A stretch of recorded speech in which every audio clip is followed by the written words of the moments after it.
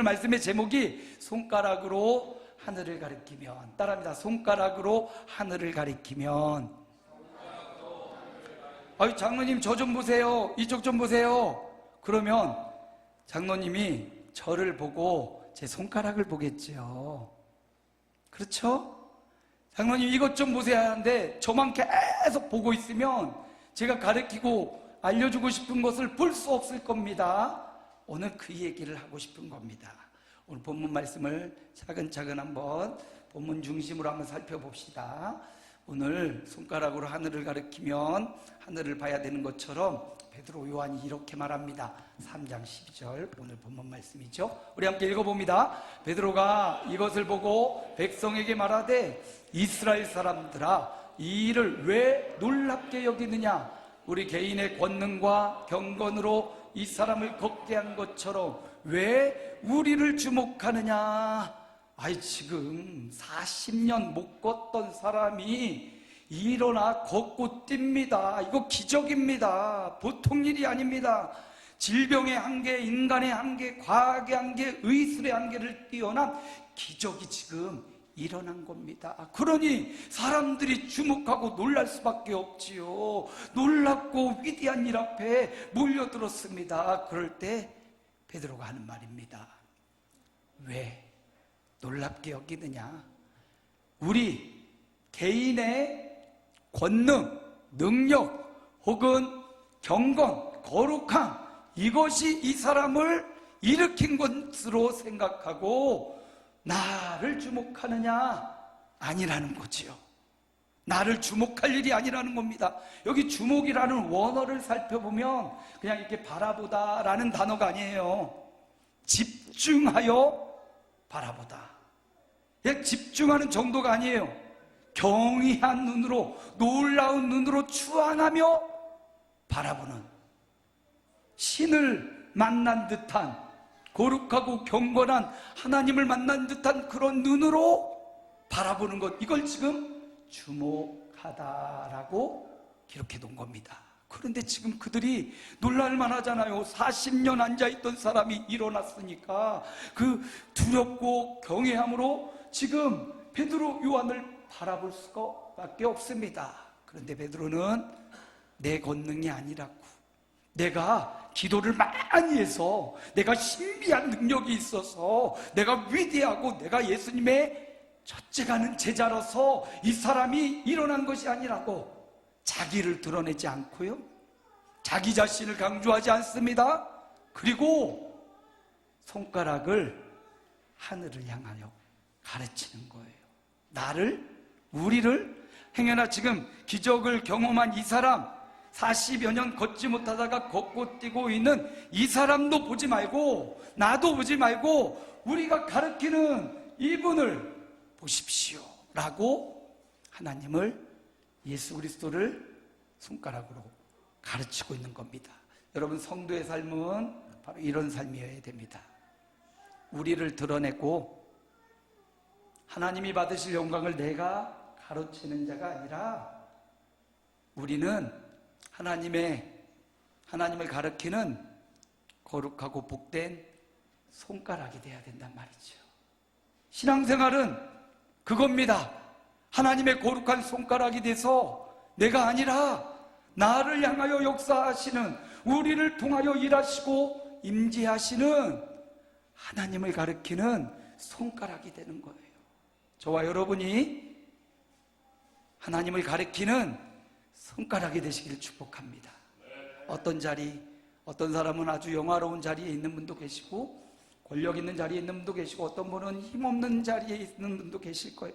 어떤 자리, 어떤 연령, 어떤 성별에 있더라도 저와 여러분의 신앙생활은 우리를 드러내는 것 아니요, 주님을 가리키는, 나를 보지 말고 주님을 보십시오, 예수 그리스도를 가리키는 이런 삶을 신앙생활로 하시기를 축복합니다. 그래서 베드로가요, 하늘을 가리키는, 그 가리키는 분을 한번 살펴보려고 해요. 13절 상반절이죠. 함께 읽습니다. 아브라함과 이삭과 야곱의 하나님, 곧 우리 조상의 하나님이 그의 종 예수를 영화롭게 하셨느니라. 베드로가 가리키고 있는 분은 예수님입니다. 어떤 예수입니까? 하나님이 영화롭게 하신 영화로운 주님, 영화로운 예수님. 여러분, 여기서 영화라는 단어는 우리 인간에게 사용하기에 현재로서는 불가능한 단어가 영화라는 단어예요.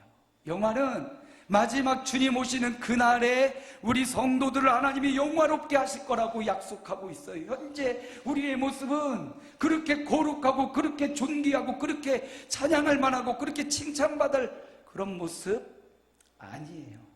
저 인생을 스스로 살펴보건대 너무나 부끄러움이 많고 너무나 회개할 것이 많고 너무나 하나님 앞에 해결해야 될 수많은 내 안의 죄악의 세력들이, 어둠의 세력들이 너무 많다라는 거예요. 골든 체인이라고 황금 사슬이 있어요. 구원의 황금 사슬, 골든 체인.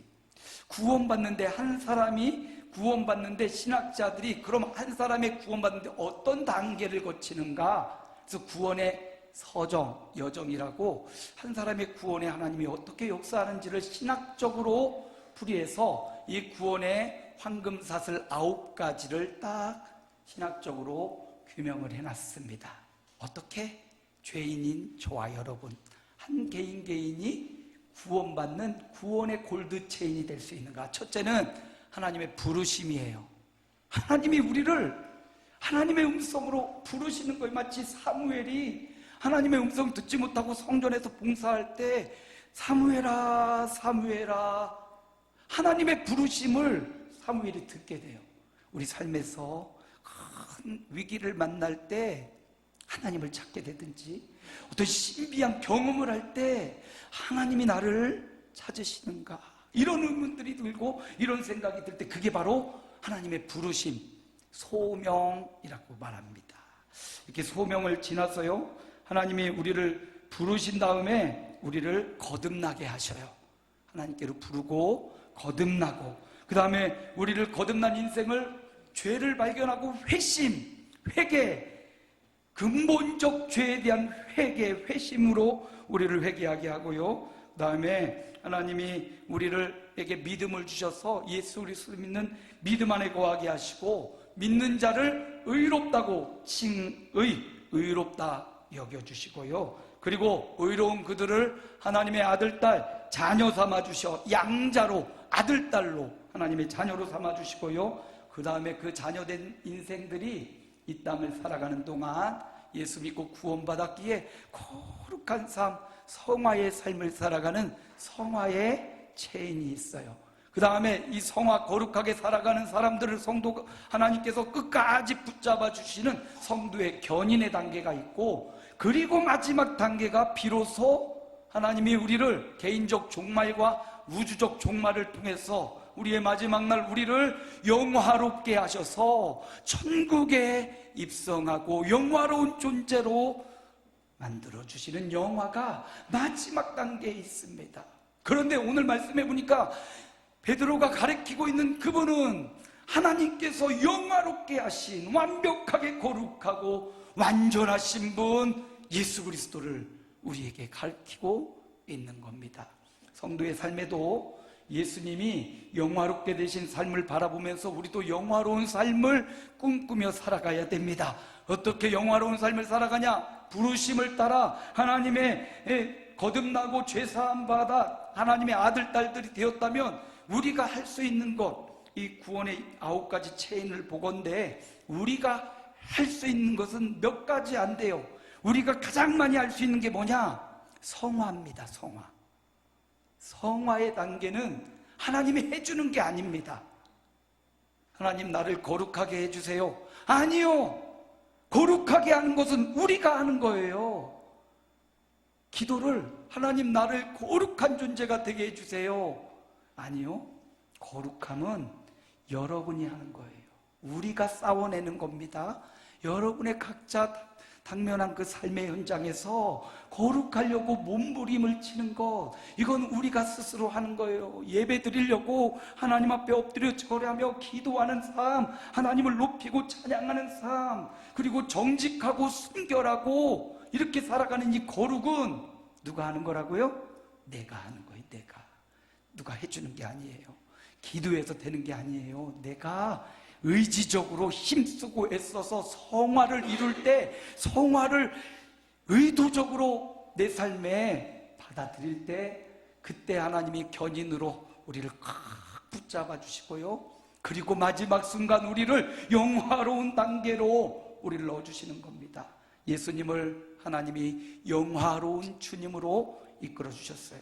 여기 보면 예수님을 영화롭게 하실 때 예수님은 사람들의 거부에 시달렸습니다.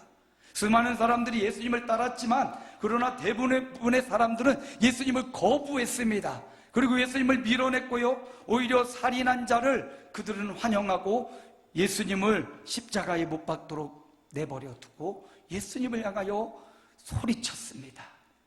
근데 예수님은 그 사람들의 소리에 기죽거나 자신의 십자가 사역을 내려놓거나 포기하지 않았어요.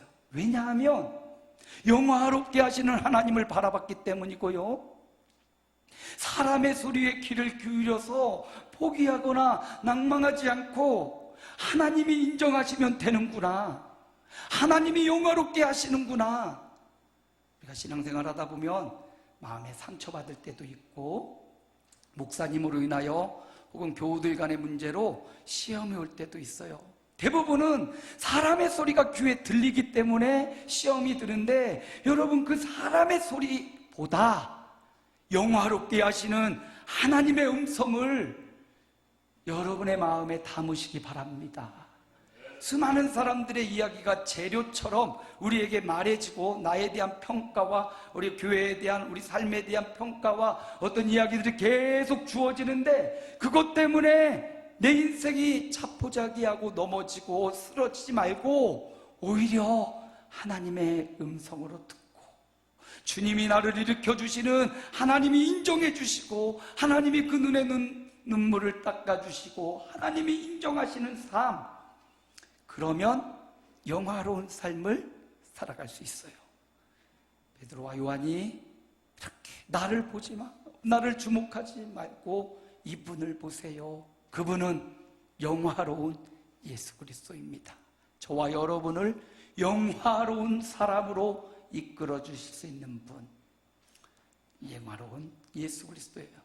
또 본문 말씀 더 보면 14절입니다. 우리 함께 읽어볼까요? 너희가 거룩하고 의로운 일을 거부하고 도리어 살인한 사람을 놓아주기를 구하여.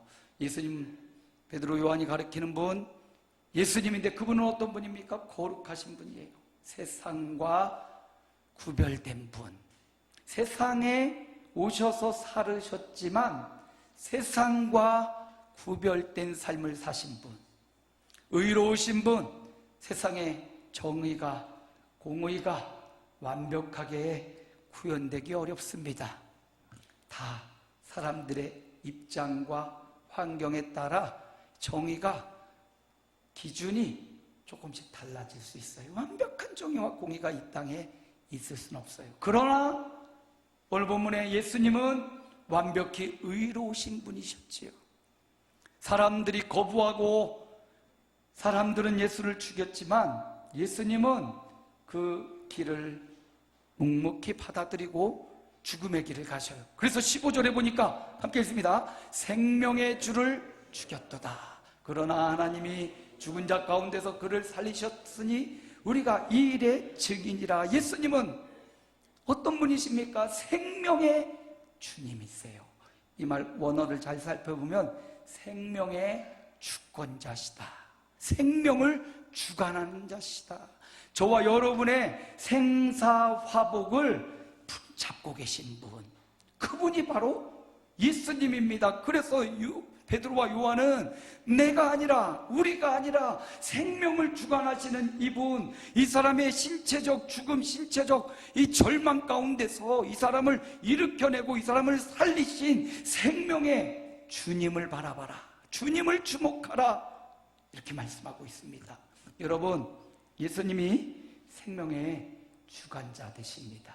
저와 여러분의 생명, 어떤 사람은 짧은 생애를 살다가 가는 사람도 있고요, 오랜 세월 살다가 가는 분도 계셔요. 그런데 이 모든 사람에게 주신 이 생명의 고유한 권한은 하나님께 있다고요. 오래 산다고 복받은 인생이냐? 짧게 산다고 저주받은 인생이냐? 이게 아니라 생명의 주님을 믿고 하루를 살아도, 능력의 주님을 믿고 하루를 살아도 그 생명의 주님을 바르게 가르치며 살아가는 그 사람의 생애가 소중하다. 그러므로 여러분, 기왕이면 이 땅에서 건강하게 오래 사시기 바랍니다. 건강하게 오래 사시되 여러분을 드러내는 게 아니라 생명의 주권자 되시는, 나의 생명과 목숨의 주인 되시는 하나님을 가리키며 그분이 나를 살게 하시는구나, 그분이 나를 여기 있게 하시는구나, 그분이 나에게 응답하시는구나, 그분이 나에게 은혜 베푸시는구나, 그분을 가리키는 그런 삶을 살아가시기 바랍니다. 예수님은 생명의 주권자이신데, 생명의 주체이신데 이 땅에 오셔서 당신이 만드신 인생들의, 사람들의 손에 의하여 거부당하시고 십자가에 못 박히십니다. 생명의 주체이신 그분이 그분에 의하여 태어난 인생들에 의하여 매맞고 손가락질 당하고 채찍에 맞으시고 십자가에 못 박혀서 생명을 잃어버려요. 생명의 주체가 생명을 내어주신 겁니다. 왜요? 저와 여러분에게 생명을 주시려고. 지금 40여 년 나면서부터 못 걷는 사람을 일으켜준 것은 육체의 연약함과 불구로부터 일으켰습니다. 그걸로 끝나지 않고 주님이 주고 싶은 것은 그 육체의 질병과 아픔에 매여 있는 것으로부터 해방, 그것을 더 뛰어넘어 영원한 생명, 생명의 주권자이신 하나님이 그에게 영원히 예수 믿고 영원한 생명, 그걸 주시려고 그를 일으키셨던 겁니다. 그래서 그가 개인적인 장애와 아픔으로부터 신체적 자유와 해방을 얻었다면 거기에 머무르지 않고 이제 영원한 생명의 주권자 되시는 하나님을 보는 눈이 열려져야 된다는 거죠. 그래서 오늘 저와 여러분에게도 베드로와 요한이 가르치는 겁니다. 생명의 주님을 바라보라. 그 생명의 주님을 믿고 그 생명의 주님을 또 다른 사람들에게 가르치는 인생이 되어라 말합니다. 여러분, 건강상의 문제로 고민하고 아파하고 힘들어하는 우리 지체들도 많이 있습니다. 그런데 여러분, 생명의 주권자는 하나님께 있어요.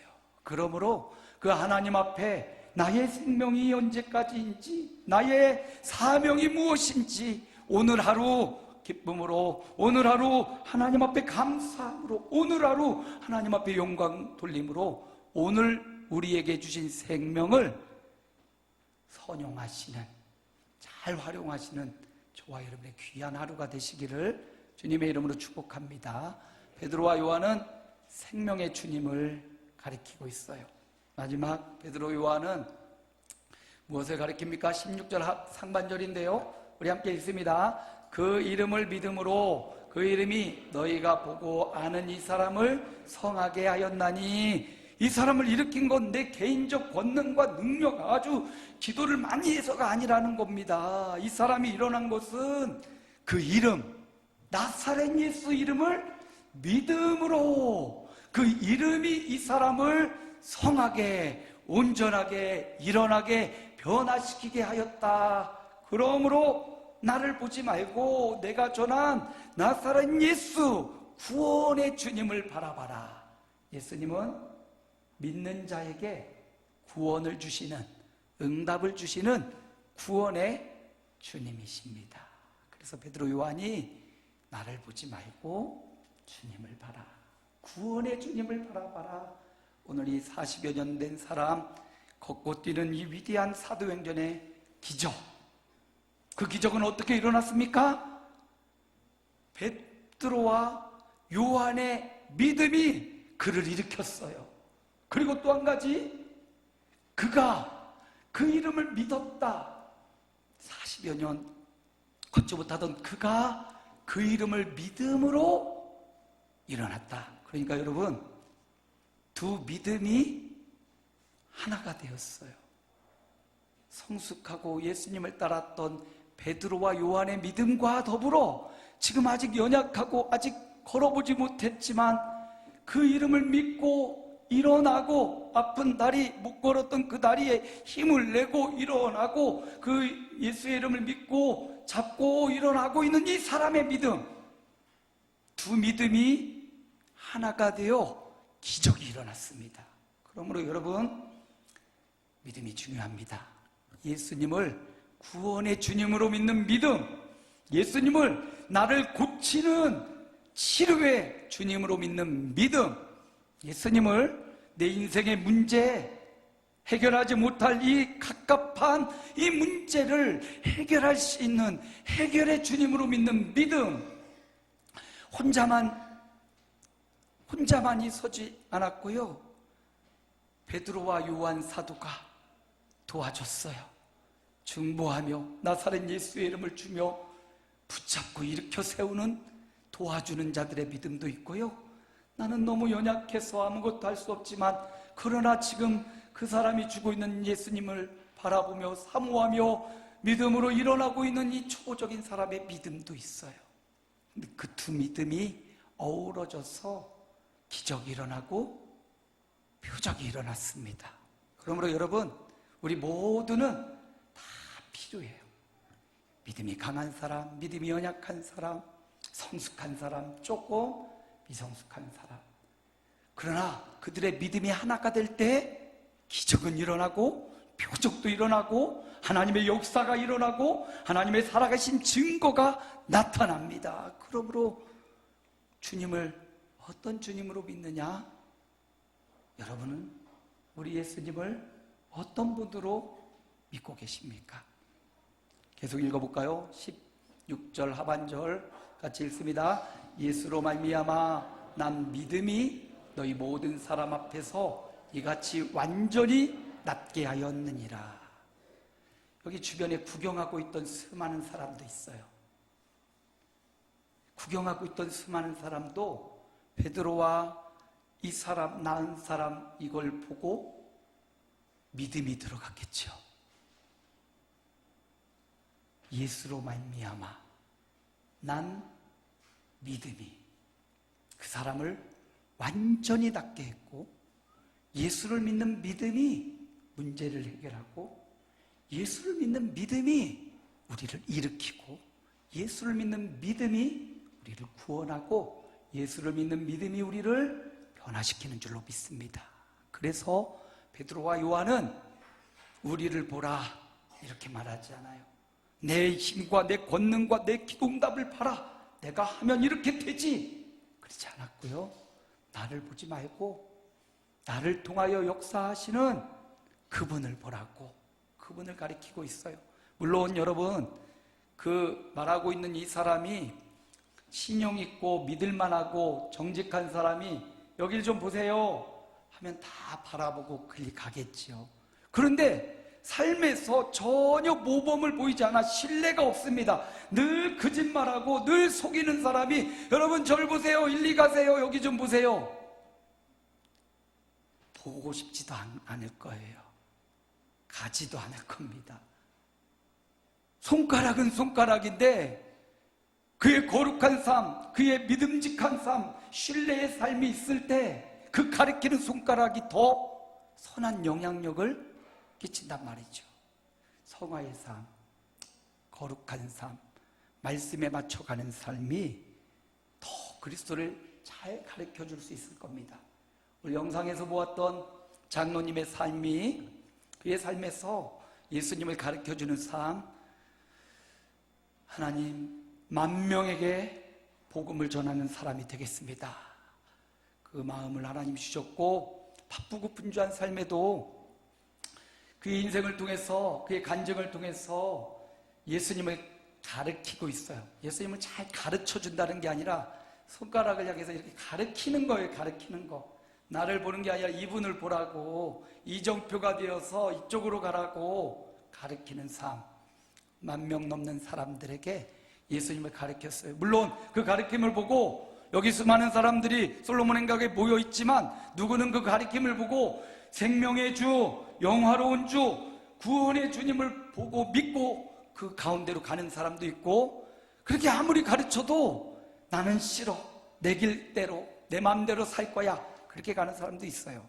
그건 하나님이 하시는 일이고요, 우리가 해야 될 일, 성도가 해야 될 일, 예수 믿는 사람이 해야 될 일, 내가 먼저 영화로운 주님을 바라보고 영화로운 그날을 사모하는 것이고, 내가 먼저 생명의 주님을 믿고 그 생명의 주님을 따르는 것이고, 내가 먼저 구원의 주님을 믿고 구원의 주님을, 그 말씀을 마음에 새기는 거고요, 그 다음은 이제 내가 믿었으니, 내가 그분을 만났으니 나도 거룩한 손가락이 되어서 또 다른 사람들에게 내가 믿고 내가 가르치고 있는 이 예수님, 영화로운 생명의 주인 되시는, 구원의 주인 되시는 주님을 가르치는 삶, 이게 성도의 삶입니다. 그러려면 더 성화해야 되겠지요. 더 연약한 우리를 회개하고 자복하며 거룩하고 성화의 삶을, 우리가 할 수 있는 건 성화예요. 의도적으로 성화를 힘쓸 때 우리의 손가락은 더 선한 영향력으로 발휘될 것입니다. 말씀의 결론을 드립니다. 베드로, 요한이 가르쳤던 것처럼 오늘 이 시대를 살아가는 우리, 예수 믿는 저와 여러분이 가르쳐야 하는 분이 계셔요. 어떤 영광의 순간, 어떤 고난의 순간에도 내가 아니라 가르쳐야 되는 분이 계셔요. 그분은 누구십니까? 영화로운 주님, 예수님이에요. 그분은 누구십니까? 생명의 주님, 예수님이에요. 그분은 누구시라고요? 구원의 주님, 예수님. 모쪼록 저와 여러분을 통하여 예수님이 주목되고 예수님이 드러나고 예수님이 영광 받으시는 그런 거룩한 생애가 지속되시기를 주 예수님의 이름으로 축원합니다.